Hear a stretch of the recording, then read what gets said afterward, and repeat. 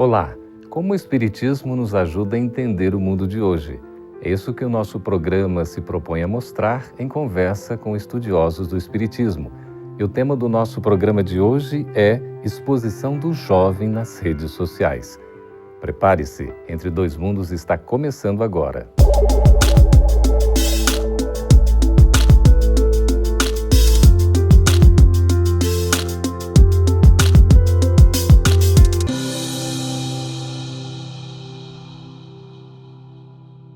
Uma pesquisa realizada recentemente, em 2015, mostrou que os brasileiros têm o maior tempo gasto em redes sociais.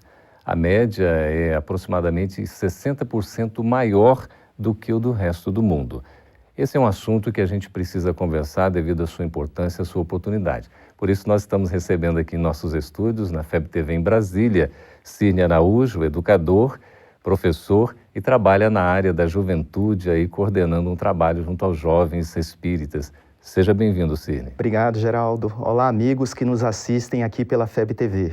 Nós estamos recebendo também a Marina Miranda, que é assistente social, uma jovem, e apresenta o vlog Minha Nada Mole Encarnação. Seja bem-vinda, Marina. Obrigada, Geraldo. É um prazer estar aqui. Que bom. Olha, a satisfação recebê-los também. Cirne, a gente poderia dizer que houve uma mudança de comportamento do jovem com essa utilização maior das redes sociais?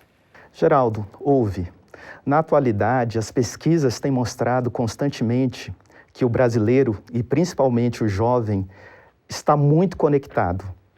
Então, as redes sociais assumiram um grau de importância muito grande. Primeiro, porque mudaram dois aspectos significativos dentro da sociedade. Um, a relação de consumo. E o segundo, a forma como as pessoas se relacionam.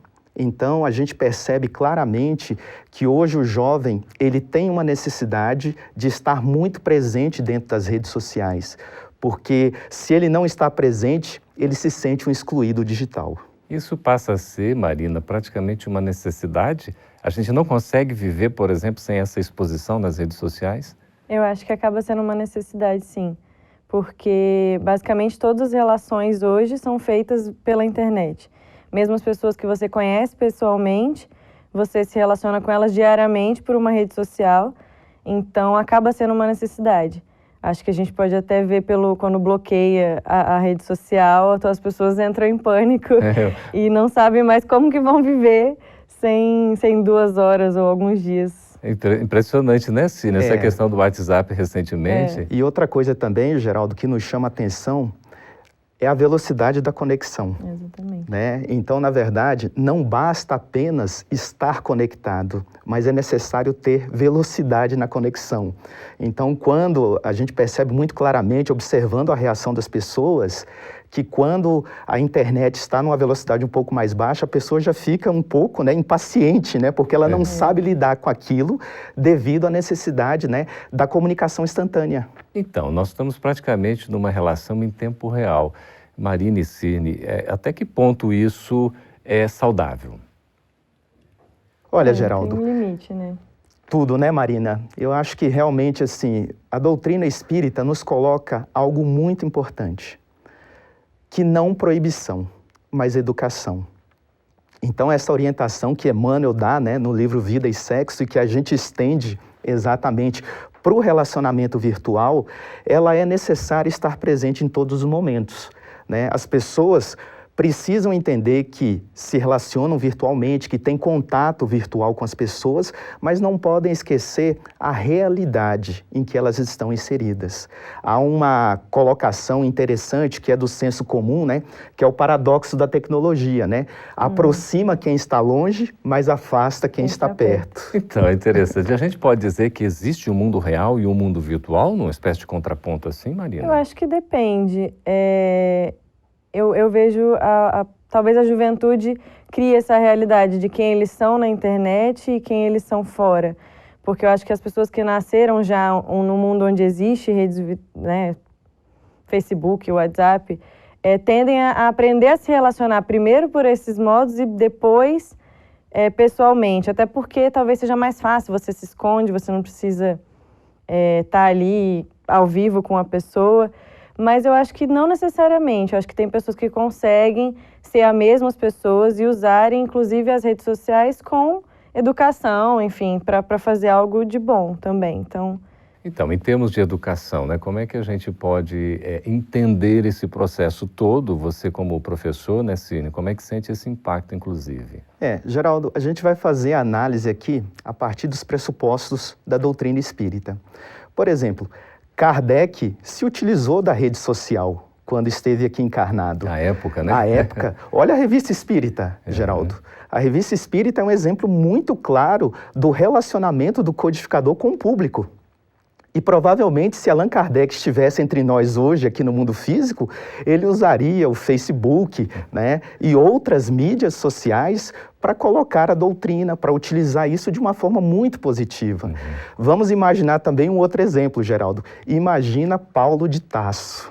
Se ele tivesse acesso às redes sociais hoje, né? Que trabalho também que ele teria feito. Então, nesse ponto, nós avaliamos que as redes sociais são exemplos positivos de utilização, de propagação de uma mensagem benéfica, do bem. Vou citar aqui o exemplo, né, do vlog que a Marina apresenta. Então, é uma forma em que o jovem conversa com outros jovens, de uma forma geral, e a gente consegue levar uma mensagem positiva. Então, Marina, se consegue falar mais a linguagem dos jovens, você como jovem, né, nessa interação, a respectiva, digamos assim, o efeito, a consequência e a reação do público diante dessas manifestações mais juvenis. Isso é uma coisa boa? Eu acho que é, né? O vlog tem a ideia da gente se comunicar com jovens e claro que atingiu um grupo muito maior. Eu acho que vários adultos vieram falar e agradecer por a gente estar usando a internet, que é um espaço onde os filhos, né, dessas pessoas estão sempre para também disseminar coisa boa. Então, assim, e os jovens também têm respondido, falado que gostam, que acham divertido, principalmente o jeito de se falar espiritismo. Porque não é só usar o mecanismo, a ferramenta, a internet, mas você adaptar para o YouTube, por exemplo. Como falar de espiritismo no YouTube? Não é a mesma forma que você vai falar em uma palestra, numa sala de aula. Própria, existe né? uma linguagem. E eu acho que a gente conseguiu atingir isso de uma forma muito legal. E o retorno tem sido muito positivo. Que bom. E Cirne, também assim, a capacidade da divulgação, você estava citando Paulo de Tarso, citou Kardec, né? Sim. Hoje a gente tem essa condição de uma ampla divulgação em pouquíssimo tempo, não é verdade? Perfeitamente. Os vídeos virais, né, eles ganham espaço dentro dos smartphones, assim, né, numa velocidade, Geraldo, que a gente não consegue, assim, prever. Né? Então, assim, quantas mensagens positivas podem chegar a pessoas, né? Independente dos lugares onde elas se encontram.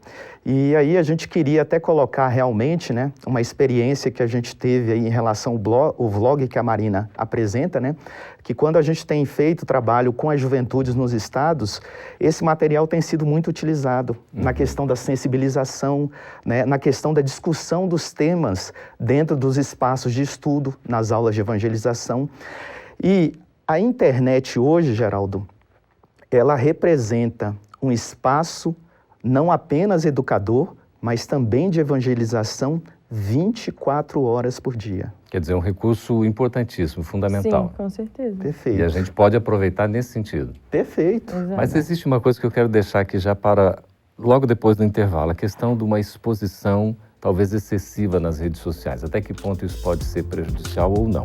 Acompanhe, a gente vai estar de volta daqui a pouquinho. Fique conosco.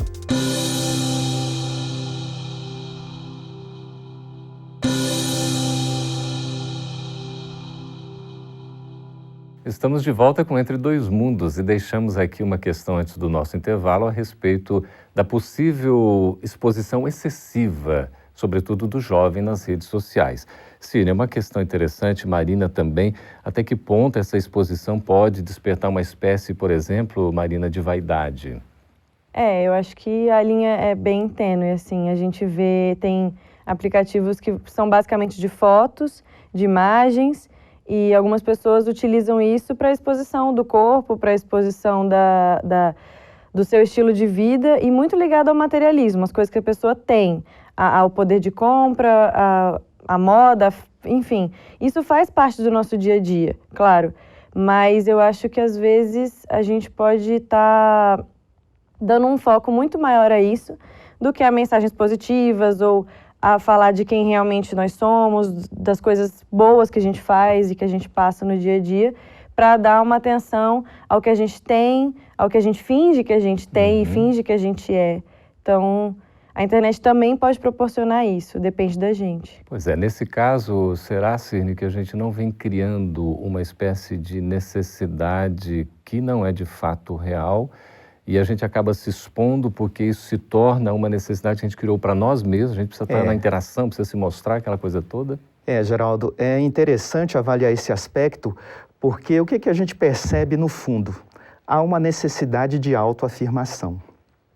E eu vejo muitas vezes dentro da relação dos jovens, né, do dia a dia, que se eles postam alguma coisa e não curtem o que foi postado, ele já fica preocupado. A autoafirmação e a aceitação do grupo, né? Exatamente. O reforço daquilo que você faz. E isso que você coloca, Marina, é bem interessante porque há uma necessidade de aceitação, de estar presente. O que eu preciso fazer, né, postar na rede, precisa chamar atenção. Então, se não curtirem ou se não me seguirem realmente, né, eu vou me deprimir, eu vou entrar num vácuo realmente. Então, esse aspecto, ele precisa ser analisado no seguinte sentido.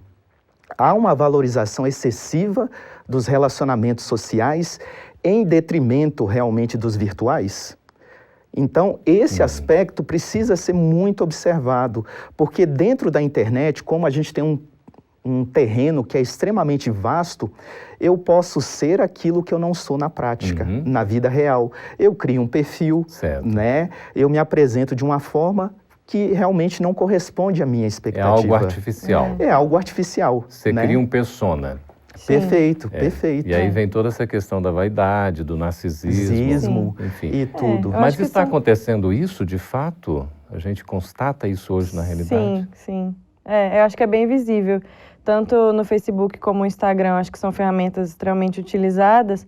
Você tem perfis que, inclusive, são patrocinados para que a pessoa exponha a sua vida de uma certa forma, que faça propagandas de um certo estilo de vida, enfim. Então, mas, na verdade, eu acho que o problema vem antes da internet, porque se nós não dessemos tanto valor às coisas materiais e ao orgulho e à vaidade, a própria internet não refletiria isso. Então, eu não vejo a internet como a causa do problema. Ela apenas é um reflete. Ela é um instrumento. Ela é um instrumento. Então, fica mais visível o quanto é grande esse problema, o tamanho do problema. Exato. Mas não que ela seja a causa, enfim. Porque um problema, então, é interno, né? É verdade. É uma questão de orgulho, às vezes de egoísmo. De egoísmo. Mas a gente tem um contraponto, né? Estava se falando aí, você citou a questão também no intervalo, a gente estava conversando sobre André Luiz, né? Sobre André Luiz. Se hoje ele fosse escrever Conduta Espírita... Provavelmente ele acrescentaria um capítulo, né? Conduta Espírita nas redes sociais. Interessante. Porque realmente é a realidade que nós estamos vivendo hoje, né? E aí, sobre isso, me lembro muito de Cassimiro Cunha, numa pequena trova, né? Quando ele diz, né? Mocidade espiritista, ergamos nossa voz. O mundo clama por Cristo e o Cristo clama por nós. Que legal. É um verdadeiro hino, não é? Perfeito. Marina, como tem sido essa experiência do vlog Minha Nada Mole Encarnação? Conta um pouquinho para nós. Bom, a ideia surgiu já faz um tempo. A FEB TV fez o convite para a gente ver como é que seria esse projeto, tem dado certo. E existe todo um processo, né? A gente utiliza da internet, dessa veiculação rápida, desse formato de vídeos curtos, para viralizar, como o Cirne falou, passando uma mensagem positiva, mas para que a gente atinja esse bom resultado, a gente tem muita responsabilidade durante todo o processo. Então, desde de fazer o texto, existe uma pesquisa, um estudo sobre o tema, o texto é revisado, existe uma equipe para a gente trabalhar junto e evitar erros, uma preparação na hora de gravar, porque a gente sabe justamente aonde a gente está indo, onde a gente está entrando. É a internet, as coisas podem se perder, as coisas podem, uma vez que está lá para sempre. Então, não tem como voltar atrás, então tem todo um cuidado muito grande. Quer dizer, essa velocidade toda, né? Porque, Perfeito. na verdade, é uma postagem semanal, mas é uma rapidez impressionante, não é? Sim. Tem que se tomar esse cuidado realmente, com o conteúdo, com a linguagem, não é isso? Sim. E eu tenho observado, eventualmente, um dos vlogs, ele tem, assim, sido uma resposta ao próprio público. A demanda de um tema e você vai atender isso. E principalmente agora que a gente, além do YouTube, também está usando a ferramenta do Facebook, a gente tem tido uma comunicação mais direta com quem assiste o vlog. Então, eu pude perceber, até mesmo perguntar quais temas as pessoas gostariam que a gente falasse. E aí tem realmente essa comunicação de tirar dúvidas, de trabalhar temas que os próprios jovens levantam, que gostariam de ouvir. Ô Cirne, quais são, assim, os benefícios que a gente poderia, né, dizer a respeito de um bom uso desses instrumentos, desses recursos tecnológicos aí, a internet? Ok, Geraldo. Um seria o alcance. Então, nós conseguimos nos fazer presente, né, próximos de pessoas que nós não conhecemos e que estamos limitados por conta das barreiras físicas, né? A outra coisa que a gente coloca claramente, levar uma mensagem positiva.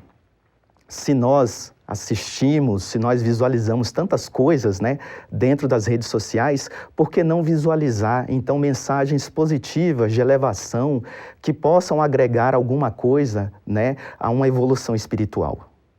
Então, isso é muito significativo, né? A questão da distância e a questão do conteúdo realmente, né, potencializa a reflexão e um momento para que a pessoa possa decidir se ela quer se transformar ou não. Pois é, um convite à transformação também por essa mensagem, Marina. Com certeza, porque como o Cirne falou, potencializa realmente o alcance disso tudo. Uma mensagem que você daria num grupo menor, numa palestra, numa cidade que tem um alcance menor, né? Você coloca na internet e você acaba, qualquer pessoa de qualquer lugar do mundo pode assistir, entender, compreender, então potencializa muito a mensagem.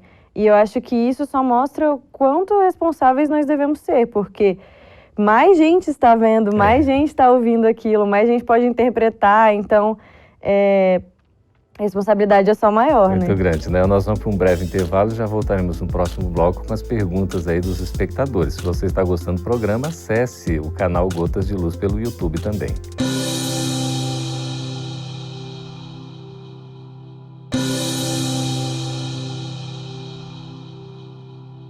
Estamos de volta com o programa Entre Dois Mundos, agora para responder as perguntas dos nossos espectadores.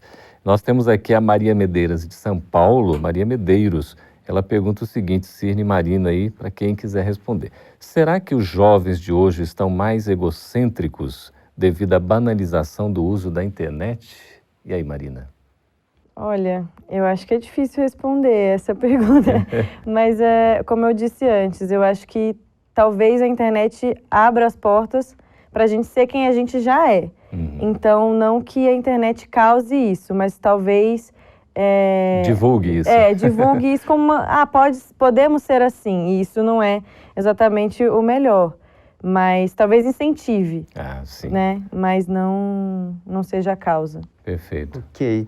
Eu vejo muito, Geraldo, a partir da intenção, né? Qual é a intenção que eu tenho quando eu posto determinada foto ou determinado comentário, né? Eu quero me expor para mostrar aquilo que eu não sou? Eu quero criar uma realidade fictícia? Eu necessito de seguidores para me admirarem, né? Para curtirem aquilo que eu posto? Então eu vejo que hoje nós precisamos avaliar exatamente, né, qual é o princípio, né? Para que eu estou utilizando? Não que a ferramenta ela se predisponha a desenvolver o egocentrismo, mas é a intenção de quem está por detrás, postando, né, se revelando, colocando. Então, nesse ponto, eu acho que há uma necessidade de uma interação maior, de uma discussão melhor a respeito de como a ferramenta pode ser utilizada para favorecer a divulgação do bem, para favorecer dicas úteis, para colocar uma mensagem positiva. Fortalecer isso, né, Cirne? Isso. O Herculano de Oliveira, de Brasília, pergunta o seguinte: o acesso, Cirne, ao conteúdo pornográfico nas redes sociais pode ser prejudicial espiritualmente? Olha, Geraldo, nós avaliamos que sim. principalmente porque, como nos ensina a doutrina espírita e os espíritos, né, a sintonia é tudo. Então, a partir do momento em que nós consumimos esse tipo de conteúdo, nós estamos nos sintonizando, então, né, provavelmente com espíritos inferiores que têm necessidades grosseiras ainda no sentido da matéria, e nós influenciamos e somos influenciados. Então precisamos estar muito alerta a este vasto campo que é a internet, que são as redes sociais, e nos vigiar no sentido de nos sintonizarmos com aquilo que é bom, com aquilo que é útil e com aquilo que pode nos proporcionar realmente uma elevação espiritual. Marina, agora é o Rafael Araújo, aqui também de Brasília, ele pergunta o seguinte: a espiritualidade inferior pode me usar para tirar meu foco da prática do bem? Se você deixar, sim. Na verdade, quem permite é a gente. Claro que a maioria de nós vai ter não tão amigos perto da gente, e a gente, como o Cine falou, é uma questão de sintonia. Então, seja na internet, que por mais que seja virtual, é real. A gente não pode achar que o que acontece na internet não nos influencia sim. E muito, né? E muito, cada vez mais. Tanto nas nossas atividades do dia a dia. Então, depende de como você com quem você se sintoniza. E dado essa sintonia que você permite, que você realiza, com certeza você pode ser influenciado, assim como influenciar. E agora, usar, eu não acho que seria a palavra certa. É mais uma questão de você ser aproveitado, assim, as suas atitudes. De você se deixar levar. Se deixar levar, porque na verdade tem que existir uma intenção da pessoa. Exato. Uma permissão, né? Isso. E Allan Kardec coloca em O Livro dos Espíritos, né? Não existe nenhum mal que seja irresistível, né? Quando nós exercemos realmente a nossa vontade, nós conseguimos tolher essa influência. Não pode colocar a culpa no obsessor. Exatamente. De certa maneira, há uma sintonia, né? Uma afinidade. Nós abrimos as portas, né, Geraldo? Como tudo na vida, né? Se nós abrirmos as portas, nós estamos, assim, nos deixando levar e influenciar pelo aquilo que nós vamos receber. Aparecida Maria Hoffmann Betoni, de Joinville, em Santa Catarina, ela pergunta o seguinte: quando desencarna, como reage a pessoa que não acredita na vida após a morte? Imagina. É uma pergunta que ela exigiria aqui, né, uma série de colocações, né, mas como o nosso tempo ele é um pouco curto, Geraldo, então a gente pode, de uma certa forma, assim, dizer que é uma surpresa muito grande para aquele que não acredita na vida espiritual. Ele não esperava nada, né? Ele não esperava nada, né? Ele esperava que simplesmente se acabasse. Mas ele vai se surpreender no sentido de que ele vai se perceber vivo, evidentemente sem o corpo físico. E que existe todo um processo de continuidade na vida, né? A morte, ela apenas encerra a etapa no corpo físico. Espiritualmente, continuamos a viver, e a doutrina espírita coloca isso com muita clareza quando fala da imortalidade do espírito. Nós somos imortais. Então, a gente tem que se preparar para esse retorno à verdadeira vida, Marina. Com certeza. Para não ser uma surpresa tão grande assim, pelo menos. Mas é tão interessante isso que você fala, porque André Luiz, o que ele coloca para nós é que, de fato, diante da morte, a grande surpresa que ele teve foi se defrontar com a própria vida. E não só André Luiz, né, mas diversos espíritos relatam isso nas obras mediúnicas, né, e colocam realmente a grandeza e a dimensão de Deus, né, nos processos de condução espiritual, né? A misericórdia divina é muito grande nesse sentido.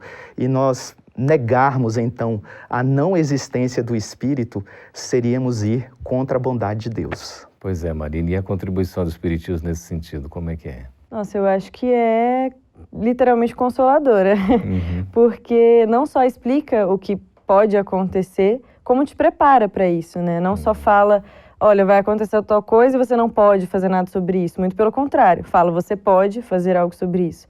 E o momento de fazer algo é agora. Então, é uma doutrina que fala sobre transformação, que aguarda o nosso momento, incentiva a mudança, e que eu acho que talvez, não necessariamente espíritas vão se sentir melhor ao desencarnar, não existe essa regra, mas pelo menos a surpresa, como eu falei, pode ser um pouco menor. De entender não só que a vida continua, mas que é a mesma vida, né? Quando a gente desencarnar, a gente não vai encontrar um outro lugar, novas pessoas, onde a gente vai poder se reinventar do zero. É uma continuidade. Então, exatamente. Aquilo que a gente plantou será colhido, né? E o Espiritismo, ele tem um papel fundamental, né? Para que nós não caiamos nesse vazio existencial hoje, que aflige muito a nossa sociedade e o ser humano como um todo. Então, o Espiritismo, ele é consolador, nos possibilita reflexões e nos dá ferramenta para que nós possamos compreender esse processo de fato, para que tenhamos pelo menos uma transição mais tranquila. E o uso aí dessas ferramentas de redes sociais é indispensável. Sem dúvida. Eu acho que hoje em dia e podem ser usados inclusive para trazer essa passagem ser mais fácil, trazer conhecimento, boas notícias. E tudo. E nos ajudar a sintonizar melhor também, Geraldo. Isso mesmo, no bem, não é, Cirne? Prosseguir avante. Cirne Ferreira, muito obrigado pela presença. A gente agradece, Geraldo, pela oportunidade. Obrigado, Marina. Obrigada, Geraldo. Ok, e agradecemos também a você aí que fez as suas perguntas, sugestões, comentários. Pode escrever para nós no endereço que está à disposição. Muito obrigado pela participação. Esteja conosco na próxima edição do Entre Dois Mundos.